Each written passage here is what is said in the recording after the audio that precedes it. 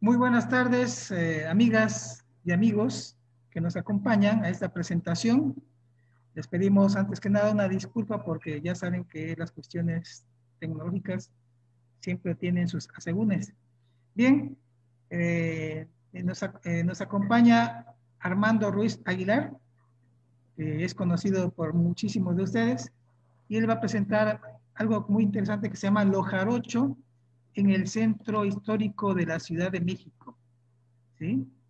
Es una charla sobre monumentos, personajes y sucesos históricos que remiten a Veracruz desde el centro histórico de la Ciudad de México. ¿Cómo es esto? Bueno, pues ya nos va a platicar Armando para evocar las añoranzas y el cariño desde la identidad cultural. Quiero decirle que Armando Ruiz es egresado de la licenciatura de Etnohistoria en la Escuela Nacional de Antropología e Historia. Su desempeño normalmente, actualmente, es como documentalista y gestor del patrimonio cultural. Él participa en programas de gestión, investigación y difusión en proyectos de patrimonio cultural, organizando acervos documentales en búsqueda de información para la elaboración de catálogos, inventarios y guías de archivos, entre otras cosas. Así que esta plática, esta charla con Armando Ruiz será muy interesante. Bienvenido, Armando. Buenas tardes. Muchísimas gracias. Sí, pues muchas gracias a todos. Hola, gracias por esperarnos y esperemos que lo que vertamos aquí les sea de interés. Un poquito quiero platicar esto, que el objetivo siempre está en las charlas es ponderar el patrimonio cultural, ya sea nacional o regional, pero para efectos de esta charla he de decir que antes de venir a laborar aquí en Veracruz, estuve ahí en México en paseos culturales y duré alrededor de 8 años haciendo visitas guiadas, principalmente en el centro histórico. Entonces, el centro histórico de la Ciudad de México, pues por haber sido la capital del reino novohispano en el siglo XIX y demás, pues tiene muchísimo patrimonio, muchísimas historias o demás, y alguna vez se nos sugirió que hiciéramos temáticas estatales o regionales. Y ya al estar aquí en Veracruz, bueno, pues uno llega, se acomoda, se acopla. Una de las cosas es empezar a introducirse más en la historia local y también pues, fomentar el turismo cultural, ¿no?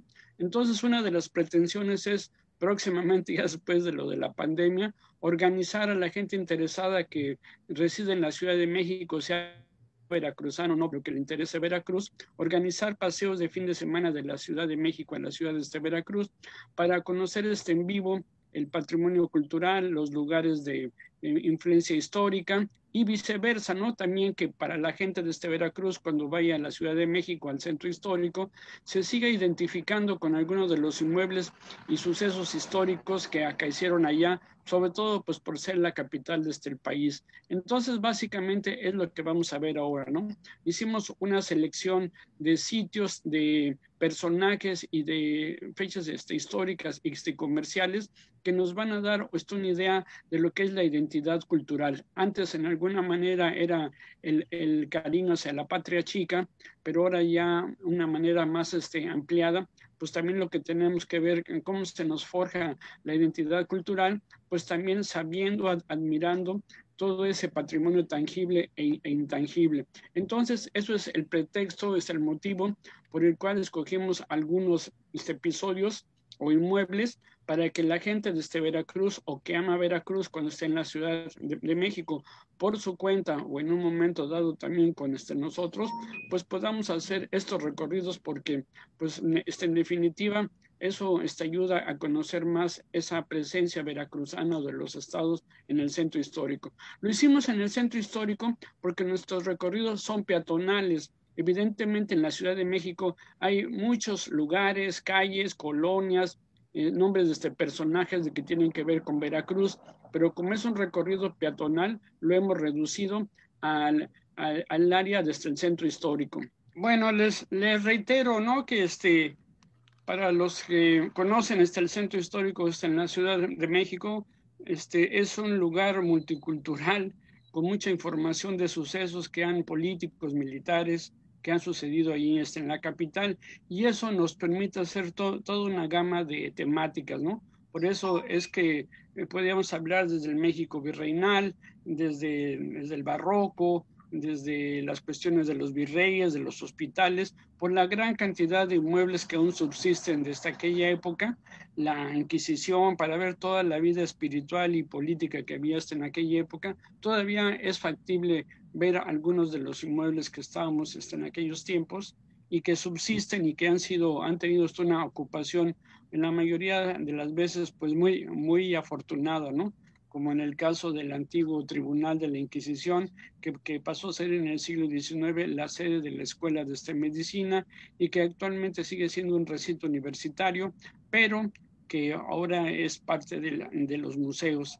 También quisiera decir, porque hay una polémica aquí muy interesante, para mucha gente, y eso está comprobado por bibliografías desde el siglo XIX y las propias investigaciones, dos personajes muy importantes que la gente acude a ver en San Juan de Estolúa es tratar de indagar sobre Chucho el Roto y sobre la mulata de Córdoba.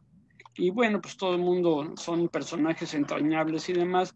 Y aquí pues, todo el mundo llega y a preguntar por la serie de Chucho el Roto o a inquirir sobre la mulata de Córdoba. Pero una cosa que hemos indagado y que ya tenemos las fuentes es que ese pasaje cuando la mulata de Córdoba pinta una nave para escaparse de la cárcel, no fue en Ulúa, sino que fue en la cárcel de la Inquisición. Es también algo muy interesante. No le quita nada a Veracruz y demás, pero está en el ámbito de decir la verdad histórica. Tenemos esas informaciones de que más bien fue ahí en la iglesia de la Perpetua. Ya estamos aquí en el PowerPoint, ¿no? Pasamos a la 1. Bueno, vamos a empezar a hablar con uno de los lugares que era muy exitoso hacia la década de los 60, que fue el puerto de Veracruz, un almacén de prestigio que estuvo muy cerca del que hizo en su momento un gran impacto, como fue el puerto de Liverpool, que se convirtió en un lugar obligado de ir a comprar, aparte pues estaba con el nombre de ese gran puerto inglés que es Liverpool, de que luego con el surgimiento de los Beatles alcanzó más popularidad, pero pudiéramos hablar de que también hubo alguien que se llegó a interesar en hacer un almacén con las cuestiones similares, y se llamó el puerto de Veracruz. Ya desapareció, ahora es un lugar en donde venden telas, ahí en lo que era un edificio en la calle de 5 de Febrero y Carranza, pero gracias al poder de la fotografía podemos rescatar esas imágenes de lo que fue también en su momento la respuesta nacionalista, entrecomilladas, que le hacía frente o pretendía hacerle frente al puerto de Liverpool, que estaba en la calle que sigue estando en la calle de Carranza y 20 de noviembre, ¿no? Entonces ahí tenemos ya una primera fijación en donde Veracruz aparece su nombre y su impronta, en este caso comercial, en el centro histórico de la Ciudad de México. Muchos lo habrán conocido, ya tiene años que llegó a desaparecer, pero bueno, yo siendo niño en los 60, era un lugar obligado de recurrir también a hacer algunas compras. Pasamos a la imagen siguiente, por favor. Bueno, últimamente también tenemos otra enésima sucursal del café de la parroquia de Veracruz, en la calle de Brasil, ¿no? En donde anteriormente estuvo León Rojo, un gran cabaret, un gran centro de baile y espectáculos, que en la década de los 90s y finales de los 80s y los 90s tuvo un gran auge, pues porque se convirtió en un lugar obligado de conocer en la Ciudad de México, pero una remodelación que tardó muchísimo hizo quebrar ese lugar, quedó deshabilitado pues muchísimo tiempo, y en los últimos tiempos pues se consiguió ese local, de que igual también evoca necesariamente y más en específico a la ciudad de Veracruz. Eso estaría a espaldas desde la catedral, les digo, en la calle de Brasil, casi esquina con Guatemala. Es un lugar también, pues, para que se suma a esta gran cadena de cafés que estamos en esa zona, aparte de los ambos, de los cafés, de los hoteles que aparecen ahí, pero el café desde la parroquia inmediatamente nos viene a la mente la ciudad de Veracruz. Y aquí tenemos algunas imágenes con el famoso lechero. Es un servicio típico que se dio allá en aquellos tiempos. Yo también recuerdo que hubo un restaurante en los 60s, el restaurante Esla. Yo antes de saber de la parroquia y demás, pero también era una cafetería que se llamaba la atención de los meseros tocando la cuchara con los vasos, haciendo el tintineo, pues para que vinieran a servir o la leche o los implementos como era el pan y el azúcar, pero también ya ese lugar desapareció, el café Esla, y hoy lo que queda, nuevamente como podemos ver aquí en estas figuras, una sucursal más del café de la parroquia de Veracruz, pero en el centro histórico de la Ciudad de México, atrásito de la catedral. Pasamos a la otra, por favor. Bueno, otro lugar también de este interés, aunque con un toque mortorio de más, es el famoso Café de Tacuba. No es el Café Tacuba es el nombre del conjunto de este rock, pero este sitio que se ha caracterizado sobre todo en días de muertos y demás por el chocolate, por los panes y demás, es un sitio obligado pues para ir a cenar, a desayunar. Es una cocina colonial muy interesante, es un lugar, como les digo, interesante de ir a invitar hasta la novia, desayunar y demás, y también por haber sido para la historia de Veracruz un sitio, pero en realidad funesto, porque allí, hacia el 25 de junio de 1936, fue a desayunar el candidato a la gubernatura de Veracruz, Manlio Fabio Altamirano, que andaba de visita en la Ciudad de México, andaba pues haciendo toda la labor de políticos, investigando, haciendo contacto con diputados o demás, y se dio ahí un asesinato en ese lugar y en este día fue acribillado a balas, a balazos, este político que había tenido un papel muy importante durante la época de los cristeros en Veracruz, era de un carácter fuerte, pero tenía ganas de poner orden, pero los intereses encontrados en aquella época a través del asesinato le impidieron llegar a la gobernatura en Veracruz y bueno, pues por eso, aunque es un lugar muy interesante y muy rico además, ese asesinato marcó una mancha para el café de Tacuba, que está en las calles de Tacuba, enfrente casi de la estación el metro y de la biblioteca del Congreso. O sea, pues, ese también es un lugar obligado de visitar para cuando uno vaya a la Ciudad de México a desayunar, un ambiente agradable, colonial, qué mejor que estar en el café de Tacuba. Pasamos a la otra, por favor. Bueno, igual también no podía dejar de faltar otro tipo de inmuebles menos sofisticados, menos barroco, pero aquí encontramos en una historial de fotografías de la colonia Guerrero que colinda con el centro histórico, esta cantina que se llamó en su tiempo la cantina El Puerto de Veracruz. Yo ya no alcancé a conocerla, sino que precisamente por este rescate fotográfico de hacer un trabajo sobre las cantinas desde el centro histórico, tuve el feliz descubrimiento, el eureka, de haber encontrado esta cantina que obligadamente remite a recordarnos el famoso y querido puerto de Veracruz, en donde estamos ahorita transmitiendo. No hay así mucha historia, ya desapareció, pero pues igual estas fotografías como en la propia charla, insisto, puede ser evocadora de aquellos recuerdos, los que son mayores a mí que tuvieron la oportunidad de conocerla, pues se suma a este inventario de inmuebles de que tienen que ver directa o indirectamente con la ciudad o con el estado de Veracruz. Queda aquí entonces presente para ustedes esta cantina que se llamó en su momento el Puerto de Veracruz, en la cercana colonia Guerrero, allá por el Teatro Blanquita. Pasamos a la otra. Bueno, también otro personaje veracruzano que vivió, incluso murió en la Ciudad de México, fue sin lugar a dudas don Antonio López de Santana. Como vemos aquí, en esta calle de Bolívar, casi esquina con 5 de Mayo, ahí pasó sus últimos años, ahí enfermó y ahí murió. Muy cercano ahí todavía, muy a principios del siglo XX, se podía ver ahí todavía lo que fue el Teatro Nacional, el Teatro Imperial o también el llamado Teatro Antonio López de Santana. Pero como había una necesidad práctica de habilitar una vía de peatonal y automovilística de la Alameda Central hacia el Zócalo, hubo necesidad de tirar ese inmueble y de paso también pues era como borrar en parte yo digo que sería como uno de los últimos inmuebles a que dedicó hacia el patrimonio cultural don Antonio López de Santana.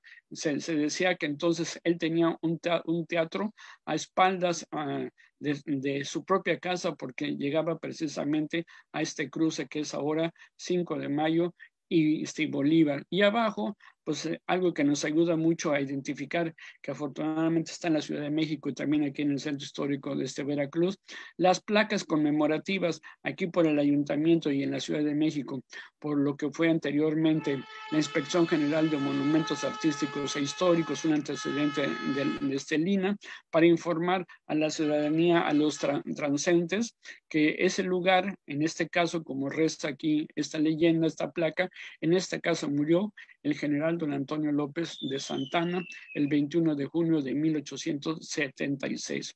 Un personaje que nace a finales del siglo XVIII y va a ser muy longevo y pues va a estar, se vio, hay una serie, el virreinato, fue el propio un gobernador, fue Alteza Serenísima, fue republicano, o sea, recorrió todas las variantes políticas del México decimonónico hasta el plan de Estayutla, en que ya es destituido, tiene que huir hacia el extranjero, se le relaciona luego con la guerra de los Estados Unidos e incluso al llegar a Maximiliano le va a ofrecer sus servicios. Todo un personaje que también ahí sigue dando revuelo y que se sigue estudiando y eso es muy interesante, pero para efectos de nuestro recorrido virtual, aquí es una muestra de que también está en esta casa vivió, murió don Antonio López de Santana, que también está enterrado en el Panteón de Tepeyac, un panteón también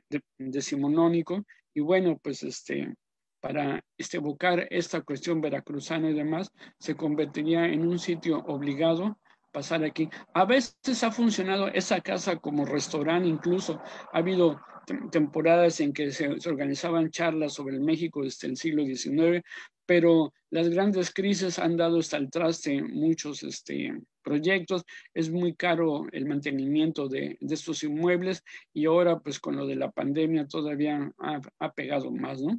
Pero bueno, insistimos, ¿no? Pasando esto, ojalá de que fuese el caso, ya sea solo o acompañado, sería muy interesante efectuar entre los interesados un recorrido por esta ruta que hemos trazado a nivel de imágenes para que se sientan cobijados los jarochos nacidos acá o los jarochos que gustan de esta entidad.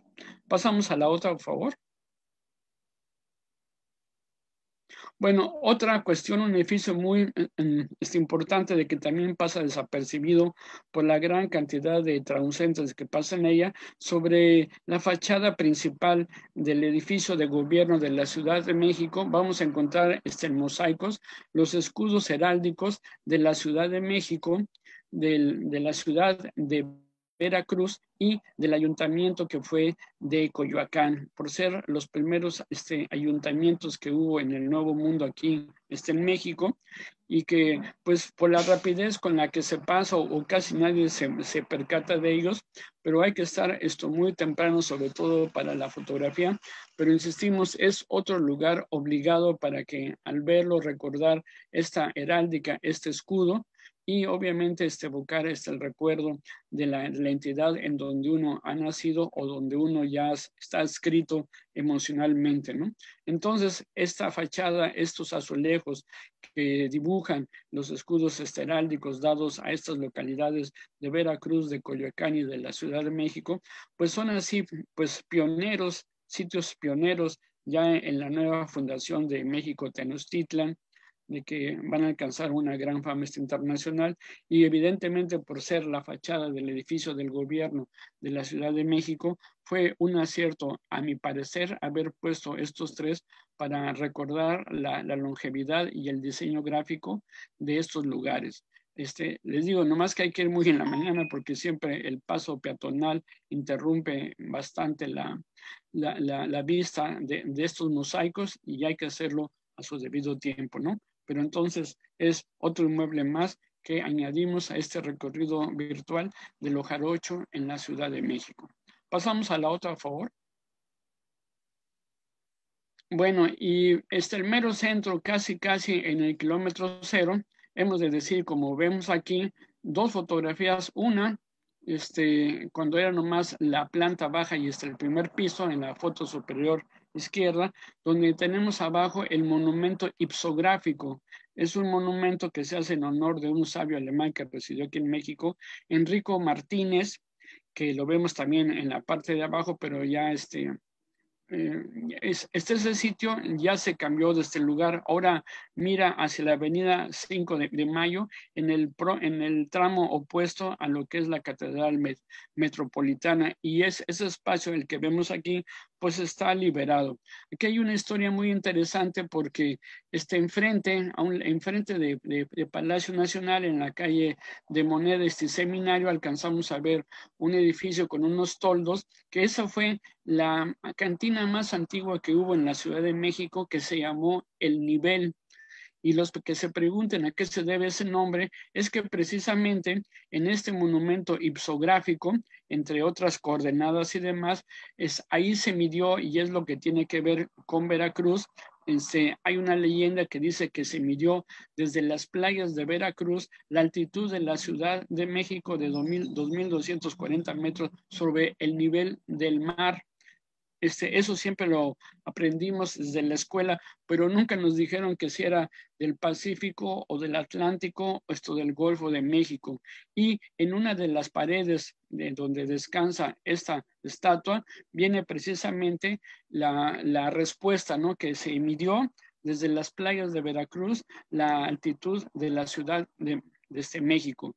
Y enfrente entonces ahí era monumento que en su momento medía el nivel de las aguas de este lago de Texcoco, que anunciaba cuando iba a haber inundaciones o demás, y por eso el nombre estaba muy largo, el monumento ipsográfico y demás, y la gente popularmente empezó a llamarlo el nivel, y por correlación, ¿a dónde vamos a ir? A la cantina que queda enfrente del lugar donde se mide el nivel del agua del monumento ipsográfico. Estaba muy grande, muy barroco, entonces eso hizo que pues definitivamente esa cantina tan centenaria y de tan buen servicio y tan buenos recuerdos, acabó por denominarse Cantina El Nivel, pero les digo, era en honor a que enfrente estaba el monumento donde quedaba medido el nivel de las aguas del lago de Texcoco, que siempre estuvieron amenazando inundaciones en la Ciudad de México. Entonces son fotos muy interesantes que nos dan una idea de cómo era el Palacio Nacional. El edificio en donde está precisamente el nivel es en la planta baja. En la planta alta, eso en su momento fue el primer inmueble de la Real y Pontificia Universidad. Entonces decíamos que es muy interesante un centro de una capital desde el país, de que está rodeada por un zócalo, los edificios del gobierno de la ciudad, el gobierno federal, en este caso Palacio Nacional, la Catedral Metropolitana, que estaría reflejando el poder, la cruz, de la espada y la cruz, pero también que estuvo al lado con un edificio universitario, aunque tuviese más bien un rasgo religioso y demás, pero aparte, ¿no? Y con el tiempo, una cantina que estuvo enfrente tanto de Palacio Nacional como de la Catedral. Ni en Washington ni en Moscú hay estos privilegios, ¿no? Y pues las fotografías en sí son bastante interesantes. Entonces ahí queda este monumento ipsográfico. Pasamos a la otra, por favor.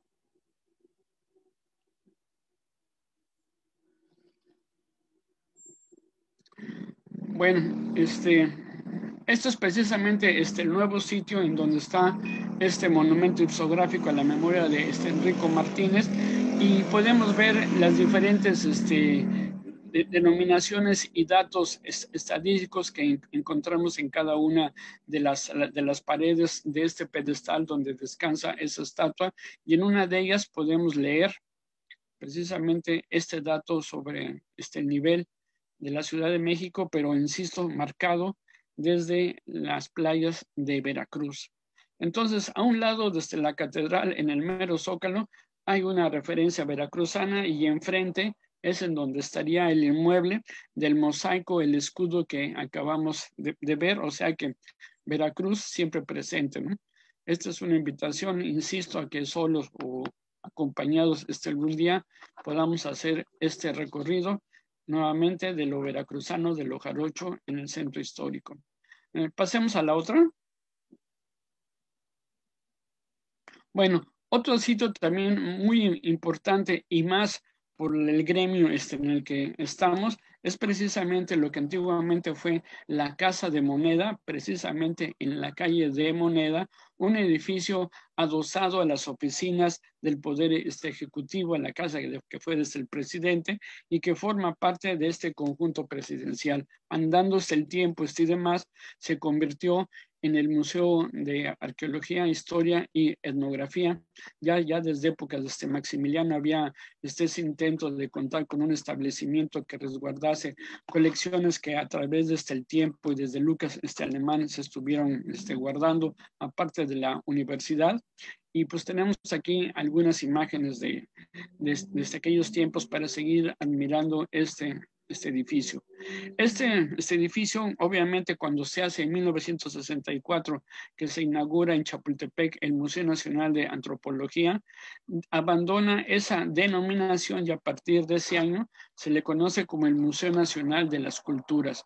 Un gran acierto, porque es un acervo que resguarda materiales de otros países, ¿no? Para dar esa idea de universalidad de la antropología. Incluso pues hay objetos de países que ya desaparecieron, como Yugoslavia, como Vietnam desde el sur, y ya se ha unificado todo, pero obviamente eso para la historia institucional de Lina es un edificio emblemático, porque además está al lado también desde el poder, desde el gran poder federal, enfrente del poder eclesiástico, de la Academia de la Real y Pontificia Universidad, y de una institución de difusión como es Lina.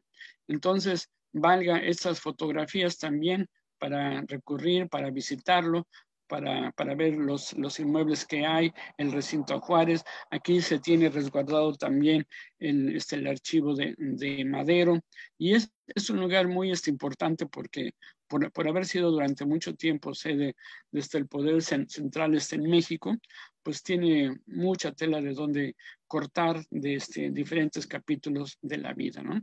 Y aquí en las fotografías pues vemos diferentes ángulos de lo que ha sido hasta la fecha este inmueble, y del cual, insisto, para llegar hasta recordar, sigue estando bajo la custodia del Instituto Nacional de Antropología e Historia. Pasamos al otro.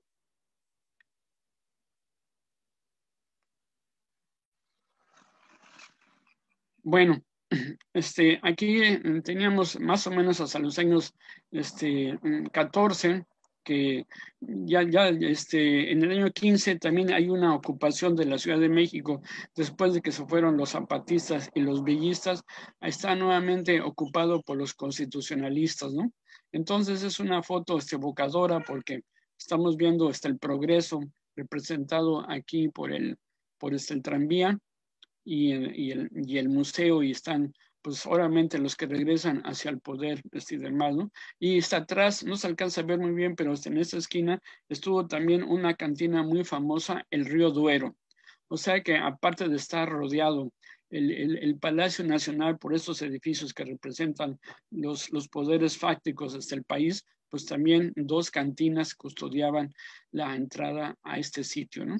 Entonces, y hasta el fondo se ve lo que va a ser la Academia de San Carlos.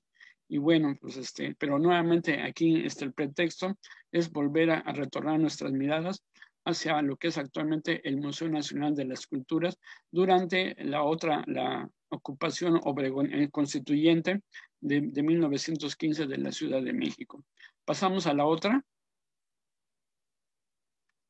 Bueno, ¿por qué está el interés de remarcar sobre esta institución? Es que uno de sus directores fue un director, un sabio veracruzano, Francisco del Paso y Troncoso, de que va a hacer mucho por los archivos, por las colecciones y también porque a él le toca, en aquella época se iba a conmemorar el centenario, todavía se llamaba el descubrimiento de América.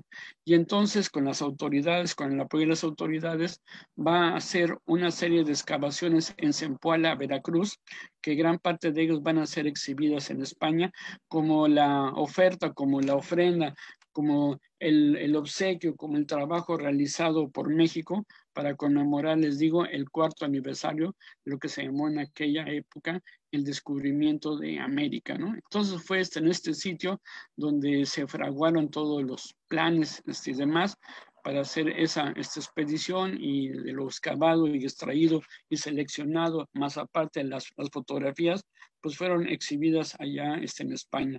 De hecho, también es muy interesante porque se puede decir que gran parte de la arqueología subacuática aquí en México, pues empezó en estos sitios veracruzanos y demás. Y les digo, eso aparte del cuidado que tuvo para hacer rescates de papeles coloniales que actualmente forman parte de la colección antigua allá en el Museo Nacional de Antropología, pues es un personaje con una visión muy grande y con ese acierto de haber realizado esta expedición para que el fruto precisamente de esas excavaciones y lo que se rescató, al mismo tiempo que quedaba para México, era una oportunidad interesante, pues para que se conociera en ese caso en España a finales del siglo XIX. Y bueno, aquí alrededor tenemos algunas fotografías de él, de este joven, algunos libros, tanto de las excavaciones como de su obra que llegó a conjuntar. Y bueno, pues en aquella época, a finales del siglo XIX y hasta el siglo XX, pues eran muy sabios, pero eran poca gente, ¿no? Entonces, también es un capítulo sobre la cultura y la difusión de la cultura y los inicios de la arqueología mexicana independiente, el hacer una revisión a la vida y obra de estos personajes que bajo sus direcciones dirigieron los trabajos arqueológicos con los que sigue teniendo gran fama internacional nuestro país. Entonces, es de recordar, por cierto, que los restos de Francisco del Paso y Troncoso descansan allí en el IBEC. Eso es como algo muy interesante, pero les digo, es bueno saber lo que estuvo en la nómina y en la posición de director de lo que antiguamente fue el Museo Nacional de Etnografía, Historia y Arqueología. Pasamos a la otra.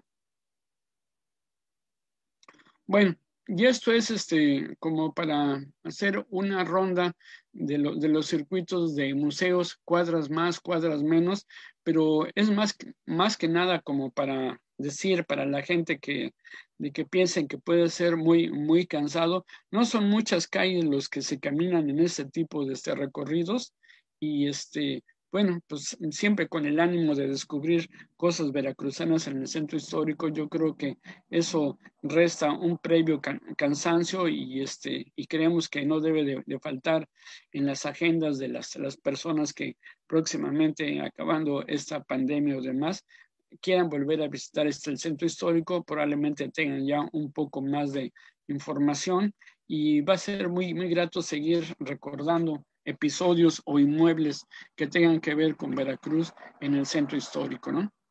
Pasamos ya hasta la última, por favor.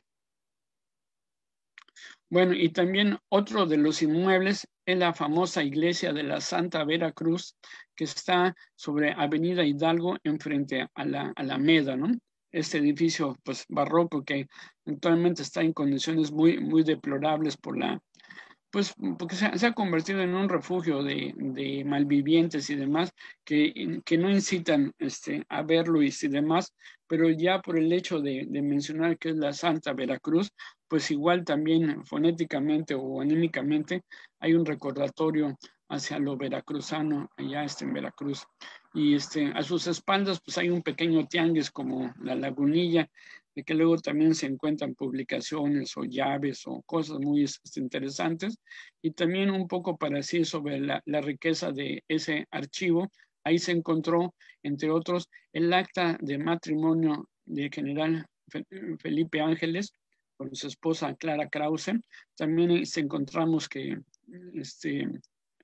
ahí se llegó a casar la hija de Marcos Zipac, uno de los indígenas artistas que en una de las hipótesis se dice que él fue el que pintó la tilma guadalupana, y eso era una iglesia de pardos y negros. Ya estaba fuera de lo que era el centro histórico, pero que incluso en la boda de la hija de este personaje, aparece que incluso había estado el virrey ahí, pues era la aristocracia cultural de aquella época, ¿no? Entonces, no son muchísimos esos sitios y demás. Hay otros en la ciudad, como les digo, pero para un recorrido peatonal, esto es lo que les he preparado, lo que puede ser algo divertido, algo que ningún veracruzano debe de olvidarse de visitar cuando esté en el centro histórico de la Ciudad de México, por motivos emocionales, históricos, y simplemente para seguir conociendo el centro histórico, porque la Ciudad de México, el centro histórico, es la capital de el país, y por esa cuestión hubo una gran cantidad de sucesos políticos, militares, científicos y demás. Pues eso es todo, es algo breve, pero es una selección, insisto, de lugares a los que uno debe de recorrer y conocer y reconocer. Ojalá que les haya gustado. Pues muchísimas gracias, es una buena invitación para cuando se pueda, después de la pandemia, ir a hacer un recorrido. Tenemos ya ahí una guía muy interesante para hacer un recorrido por el centro histórico y ir reconociendo, porque pasamos por los edificios. Bueno, nos pasa aquí en nuestra ciudad también, ¿no? Pasamos por los edificios y como los vemos cotidianamente, y pasamos abajo, no nos detenemos a mirar hacia arriba, ¿no? Exacto, sí, es un mal vicio que hay que erradicar, hay que ver de nuestro horizonte visual hacia arriba para admirar los estilos, los emblemas, las siglas, para saber más de nuestra propia ciudad a través de las placas, de los anuncios, de las heráldicas. Sí, y sobre todo que la parte inferior de los edificios, de las casas convertidos en negocios o edificios, pues ya están remozados de tal manera que tienen otro estilo, pero si nos fijamos un poco arriba, vemos precisamente lo que es cómo está constituido, ¿no? Cómo es el edificio realmente. Y es muy interesante eso, ¿no? Pues sí, entonces está ahí queda esta invitación. Les digo, hay también en lo referente a las cantinas, hay otra cantina ahí, en Tacubaya, la Nueva Veracruz, de que también se come y se bebe rico allá por el rumbo de La Salle, pero como por la embajada rusa, pero como ya estaría fuera de un recorrido peatonal, o lo dejamos para otra ocasión, los sitios emblemáticos de Veracruz, pero en otras colonias, ya no en el centro histórico, ¿no? Pues te agradecemos mucho, Armando Ruiz, esta plática que realmente ha sido muy interesante y sobre todo que nos deja precisamente con las ganas de visitar estos lugares, ¿no? Exacto, sí, el objetivo es ese, ¿no?